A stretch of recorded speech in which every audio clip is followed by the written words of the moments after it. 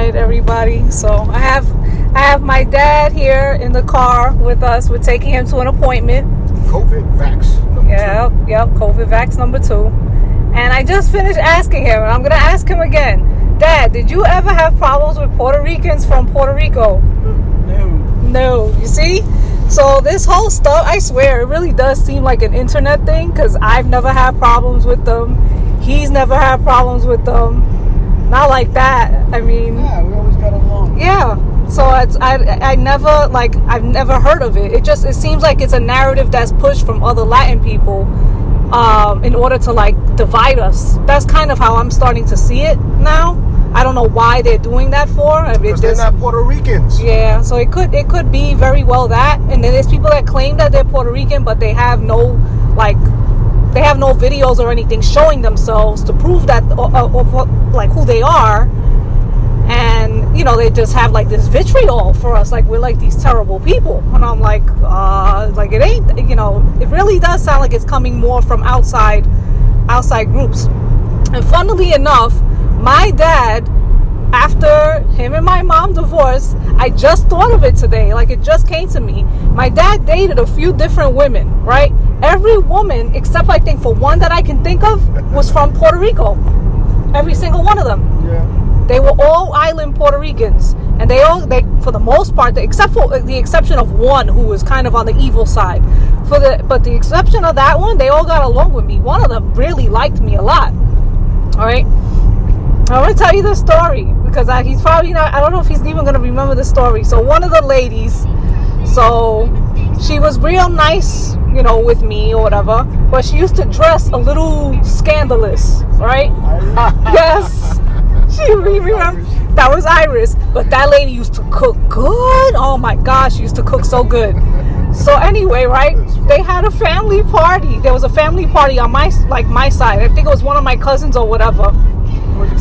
It was a kids' party. She came with this see-through shirt with a bra and a little short skirt.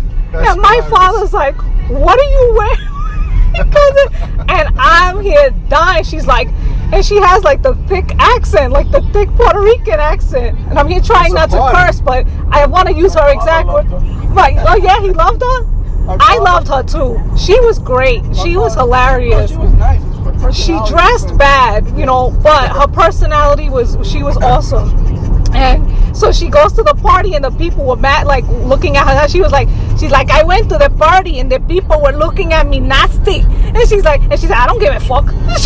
She told me just like that. I think I was like 12 years old or something at the time, 12, maybe 13. And I was dying. And I was like, I like this lady. This lady is gangster. But that sounds like Puerto Ricans. It is, yeah. Then there was another lady that he dated from Puerto Rico, and it was a similar situation, but in this case I felt bad for him because the lady, it was a work party that he had to go to.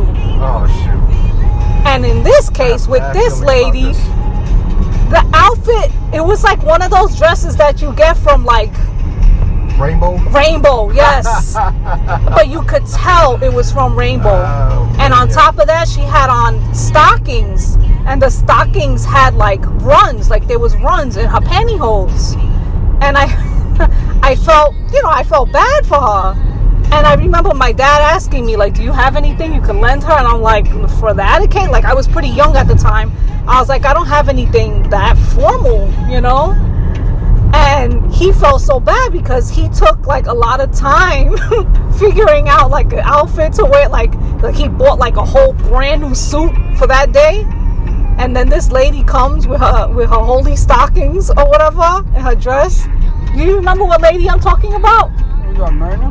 No, because you used to buy stuff from Myrna. Myrna was different because every time we went to a family party, you used to go out of your way and buy her outfit. So she used to look hooked up all the time. She was always nice, like dressed nice. After those experiences. At that, yeah, no. Myrna was before these people. These women were after her. And with her, he used to buy, I remember like in the early 90s or late 80s, if people remember, those pantsuits were in style, and he used to buy her stuff like that, or he used to buy her dresses or whatever. But with these other ladies, they just came, so on their own, or whatever, nonchalant. And that lady, I felt bad, and he was like, oh man, he's like, I gotta go to the party with her like this, and I was like, sorry, I felt bad. I didn't know what to say. I'm like, sorry. Then there was another one. This one, she might have been born here, I don't know, but she was on the young side. I don't know if you remember her. She was kind of on the crazy side, and you dated her for a little bit. Oh, yeah, I forgot her name. You forgot her name? I forgot her name too. Yeah, she brought over. Yeah, she was nuts. She was another one that was a little iffy with me too. And she, one time, and this was when I was in high school, so I was a little bit older, and she brings over her niece, right? So her niece was like in the living room, and before we go into like the living room, like my high school sweetheart at the time, he goes to the living room, and the lady tells me, she's like, oh, you better be careful because my niece is here with me, and she's gorgeous, and I don't know if your boyfriend is gonna be able to I'm dead serious. And I was like, all right. So then, in my most sarcastic tone, I went to my high school sweetheart. I said, you better be careful over there. I told him like you better watch out. I don't know if you can, I don't know if I should leave you two alone for 5 minutes. I'm like, what the hell? So, anyway, another reason why so this everything that I'm talking about is kind of a culmination of different experiences, but not only that, just to kind of show people like how it is, because in our case, we grew up basically with a single father to a degree. Like, we saw our mother, but he was the one that had sole custody of us.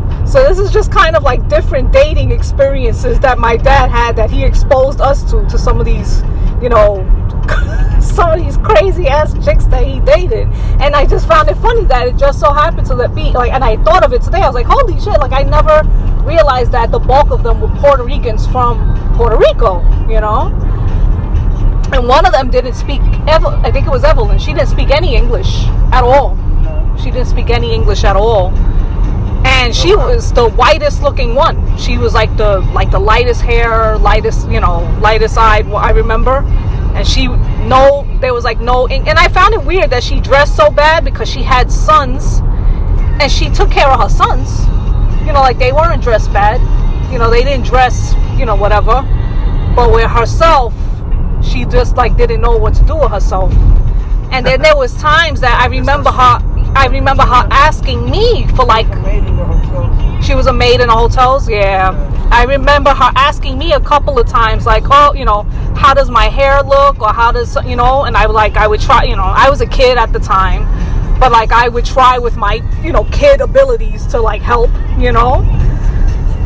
But I also thought at the same time, like, man, at this age, because she was somewhat older, like, I guess there was just things that I thought she would already know, especially for like going to like a certain event. Like, she should know how to handle herself, how to dress. Like, it's different if it's just regular everyday, like every day or whatever. Like, I guess that doesn't matter as much. But like when you have to go to something that's like a formal or a dressier event, that you should, I figured like, wow, she didn't know, or maybe she just couldn't afford it. That could have been the other thing, like she basically wore what she could afford. I don't know. I didn't know her that well, so. Was that it with the woman, Grandpa? Oh, forget it. He had the crazy one. Oh my God, that crazy one. She was one of those that she was like, I model, right? Who's the crazy one? The crazy one was the one that had the niece. Yeah. Oh, okay. And she. I don't remember her name. Yeah, and she. I remember I went to her place one time. We went to her place. She had it decorated decent, for a single person. Yeah, but why the hell would she tell you that? That's pretty hilarious. She loved Marilyn Monroe, but she had tons of pictures of herself. Well, yeah. In her house. She loved her, because she supposedly modeled, and every time she would say she modeled, and I'm like, model for who? Because not that she was ugly or anything, but she was short, and she had like really big tatas. So modeling at the time to me meant like runway model, like skinny, tall, not that she was fat, but I just, but she used to brag to me about that. I model, and I was like, oh, yeah, you told me. Like, oh, that's great. And I didn't know what to say, because sometimes these women would try to have conversations with me. Then there was another one. Oh, but I don't know if my dad was, I don't know if you dated her though, but she was like, I don't know, like maybe between 18 to 20 years old. And this time I was like at high school, and she was one of the girls that I don't know if she was friends with Tito, and that's how you, look, my dad has these crazy ass friends, okay? These crazy ass guy friends, and they used to bring their girlfriends over all the time. So I always had to entertain these crazy ass chicks, all right? It used to amuse me. And then I usually would tell the guy, like, oh, that girl's nice. And he would be like, you say all of them are nice. And I'm like, well, I'm like, well, what do you want? Do you want me to be real honest? I'm like, some of them are kind of dumb, and then I would say that, and then he would laugh for some reason. But some of them were kind of dumb. But anyway, there was one, she was like, I don't know, between like 18 to 20 years old. She was super young. And every time she came to the house, she looked at me bad. I was like, man, what's this girl's problem? And because they used to do, okay. So my dad, I've said it before, he used to be in a band, right? So we used to have family members that used to come to our house. And my dad had his friends, and they would all jam. Like, they would all freaking be playing music for hours, right? Yeah. Even now, when they come over, if they were to come over now, they would still be doing it, right? So that girl that I'm talking about, the 18-year-old, she sang, right? And one time I heard her singing, what's this song by Bette Midler, Wind Beneath My Wings? Oh my God, it was horrible. Yeah, and the guys, I guess because they're trying to kiss these women's asses or whatever, they're like, oh, that was great. That was great. Hold up. Grandpa, is that true? It is true. He don't remember. It was true. And I'm here dying. I'm like, no. You can't front. Your dad and his peoples, they were probably drinking or smoking some herb.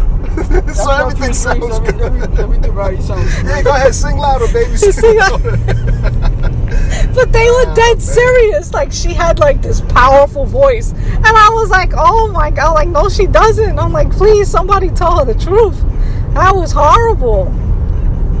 But it's cool though when they do jam, right? They bring out the... Yeah, they sing, they go ahead and sing. Well, Tito was all right. Tito, as far as singing, he sings. Yeah, he's not terrible. You know what I mean? Had me singing, sure. Yeah, Tito's not bad. Tito's just another whack job. That's one of my dad. My father has known Tito before even my sister was born, right? You knew Tito for like forever. When he was a kid. When he was a little kid. He used to do errands for me. So Tito used to run errands for my dad, and my dad was strict on Tito, so my dad was like a father figure for Tito. Basically, Tito ended up doing so well, he freaking went to the military, and now he's like a professor. He's a professor now. He talks to my dad all the time. He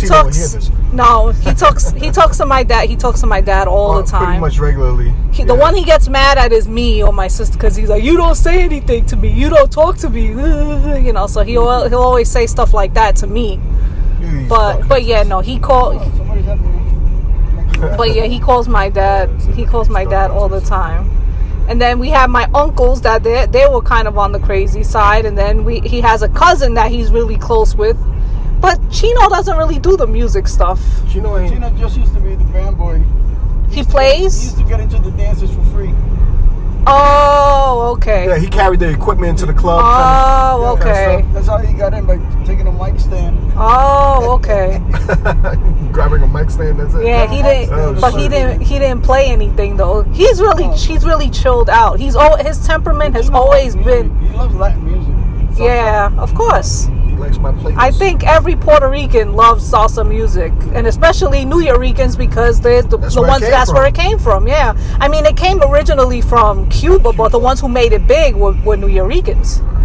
So that's actually a New York flair. Yeah, it is. It is a New York flair. Yep.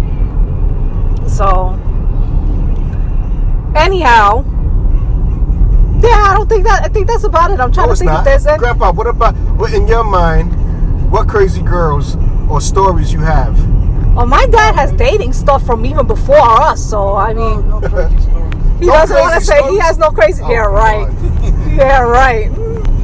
You was a musician, freaking Rolling Stone. Girls used to come up, they wanted.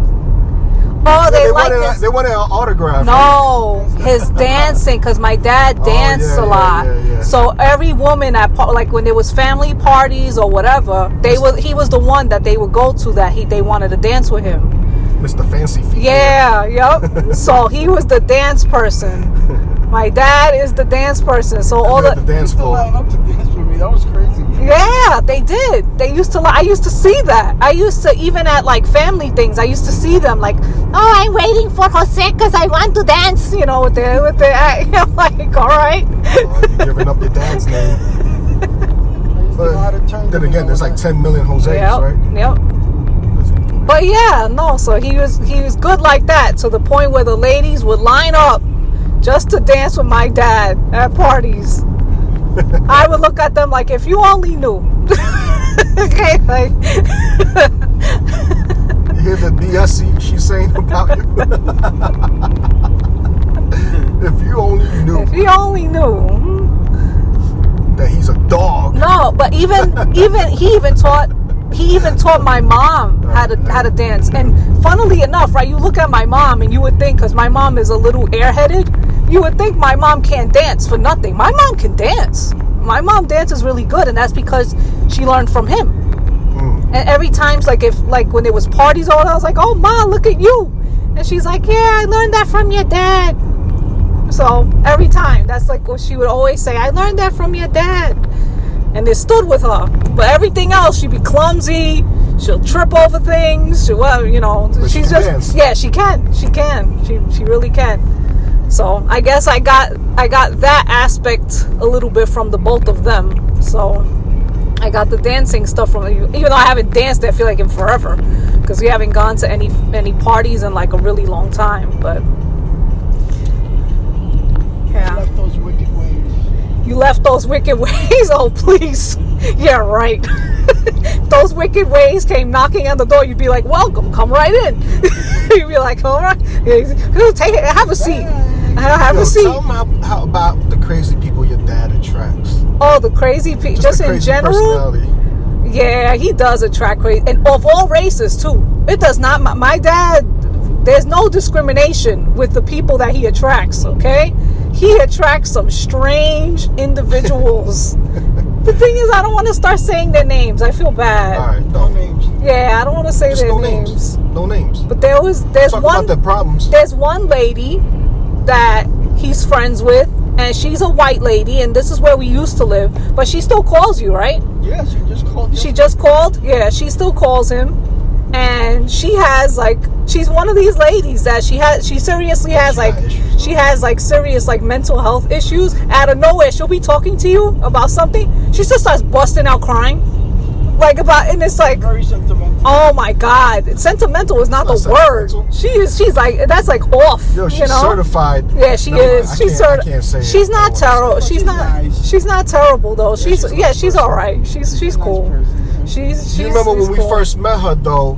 She was like, I told so and so that you're my new boyfriend. Remember? And you was like, oh great. Now someone I'm not gonna know is gonna come up to me and bop me in the head. Why would you even tell someone that? And it's even more hilarious because my dad's short. We're all short.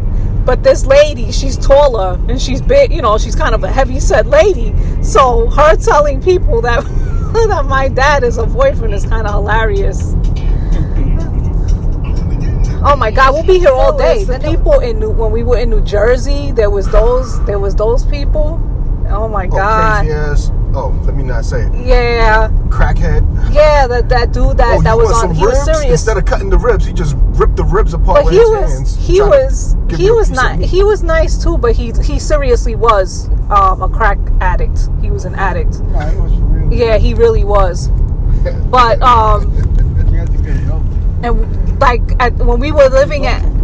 Yeah, and when we were living in that area, we were like the house where like people would come. We were like the whitest people on that block. No, but we were the party. Yeah, we were the party house. We were, and like everybody used to like. They liked my dad was the one who attracted most of the people. But that one guy with his crack addiction or whatever. I don't know if he had kids or anything. I don't think he did. Did he? I don't remember. No, the one that had was his uncle. His uncle. And his uncle was. I wonder if they're still alive. But that's the mustache guy. That wasn't his uncle, was it? Yeah, we lived together. Oh, I didn't remember that. So that bringing up crack. Jerry. Bringing no up names. he said his name already. Bringing up crack stuff, right?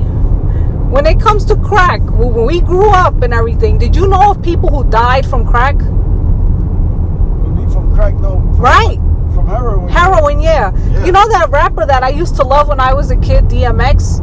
He's like on his deathbed. He's on life support. He's on life support because he caught a heart attack from supposedly it was an overdose on crack. You can go into cardiac arrest from. But on top of that, he caught COVID. COVID complications. That happens. So but anyway, the reason why I found him catching like the heart attack, I was like that. I found it so suspicious. I'm like, man, we knew a lot of crackheads when we were coming up, and nobody ever died. Like they were crackheads for life, like they'd be like 60, 70 years old, still a crackhead, and it's sad, but like I don't know of anyone who got like that. So I do kind of find this on the suspicious side with him. So anyway, I put that in there because that just reminded me of, just crackheads, because we brought up a crackhead.